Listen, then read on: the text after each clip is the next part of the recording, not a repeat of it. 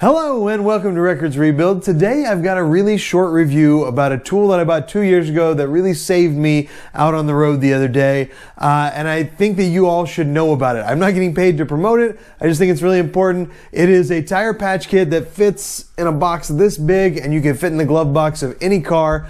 Our favorite sports cars recently the spare tire has disappeared. And that's okay because the run flats can help you. But if you're like me, there's been various times in the point of your ownership of a Corvette where you thought, oh man, it's $500 cheaper to get the ones that aren't run flat. Or, you know, it's your second set of track tires for the year and you're trying to save a little bit of money.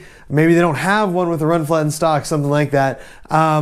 Any sports car, I think you can throw one of these in the glove box, and if it's just a routine puncture, not like not going to work if the tire's shredded or exploded or anything, routine puncture, this should really get you out of a jam. So take a look. Hello and welcome to Records Rebuilds, and tonight we get to find out if a product I bought 2 or 3 years ago actually works, and that is because this is the 2021 Salvage Suburban, and I've got my first flat tire tonight. It turns out that when you buy a salvage car, you should check to make sure that the jack is still in it, because there is no jack in this car, and I just found out tonight. Rookie move. Total rookie move. Sorry about that, guys. But I've got a puncture, and it's in a spot you wouldn't normally try to patch. It's a bad spot. It's right on the edge. I don't think even a normal patch would hold here, so I don't really expect this to work. But this is a little patch kit that I got off of Amazon and stuck in all my cars a few years ago. It has screws of various sizes, and these screws are coated in rubber. You poke a hole in the glue there, and then you put the glue in the hole, and then you screw a screw in there. And we'll see if that's going to work or not. I think there's too much flex in that part of the tire, and I don't think it will work. But we're going to find out. So hopefully at least this can get me to a friend's house who has a jack, because it is Christmas Eve. And no place is open for me to buy a jack, and this car doesn't have a jack. So yeah, I'll let you know how it works out. Okay, so this is the kit I used to make that repair. It is the Norshire Tire Repair Nail. It is made in China, and I suspect if it were a perfect translation, it would say Norshire Tire Repair Screw. But be that as it may, it basically says on here that the screw needs to go in the hole, the glue needs to go on before the screw goes in the hole, and then it says the rubber oxide layer on the tire surface needs to be lightly polished before use to increase the viscosity of the glue. Obviously viscosity is not the right word they were trying to translate there, but I did use sandpaper when I did this repair, so stick a little piece of sandpaper in here so that you're ready for it if you ever need to use it. I have been keeping this and a stubby Phillips head screwdriver in my glove box for the past 2 years.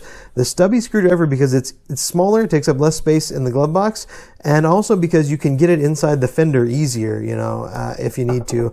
It might have a tight fit there.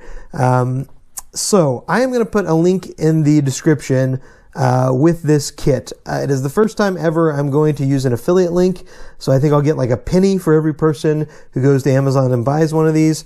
But I thought I would try that out just to see. That's the only kind of pay I'm getting for this.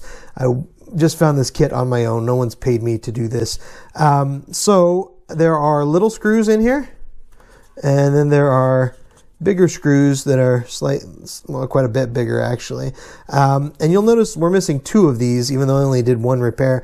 And that's because the first time I took the glue and put it on the screw and tried to put the screw in the hole. But all that happened is the urethane coating on the screw just sort of melted right off instantly. If you look at it here, you can see it's just a common metal screw that has urethane. It's like dipped in urethane or rubber or something like that. And so what I would recommend instead is, it was empty when I was doing this. You might have a tougher time if the tire's actively leaking air. But I just put the nozzle of the glue up to the hole, sprayed the glue down the hole, and then put the screw in the hole, and that worked really well. I gave it like 30 minutes to dry. I don't know that you even need to give it that long, but that's what I did. So yeah, it worked really well. I really like this product.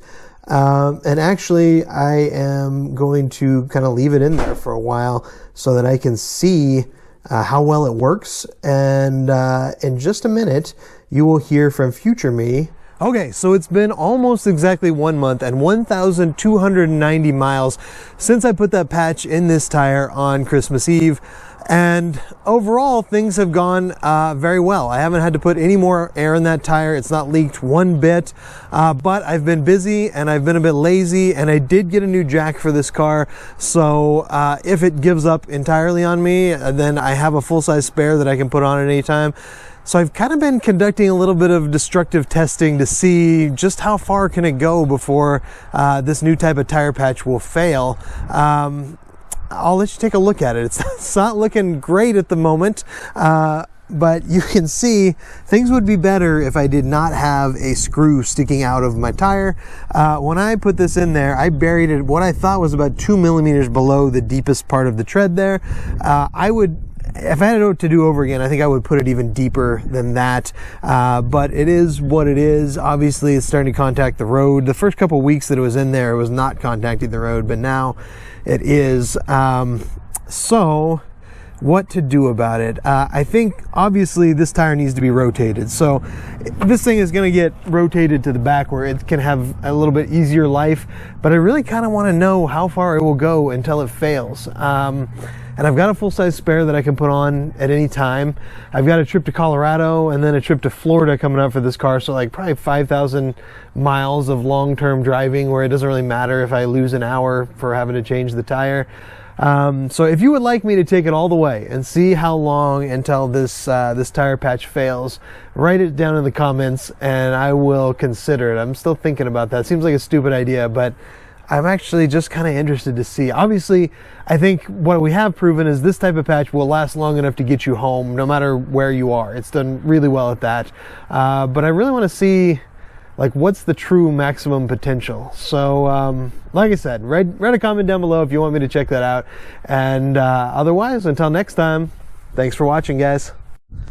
Well, shoot, guys, I'm out here rotating these tires in the middle of the night, and it turns out the inside of that front tire is really worn down. So I don't think I'm going to be able to do much more testing as far as how this thing will go. I've got about 300 more miles to drive in the morning, and I can't get a new tire before then, so we'll got to find that out. But I will, at the end, however far this patch makes it, I will note that in the description down below. I'll update it to see how far it gets it. But this tire is pretty good in the middle, but obviously the outside is starting to wear and the inside is really worn. So I might as well get a new set before taking a long trip with this. But I'll let you know in the description.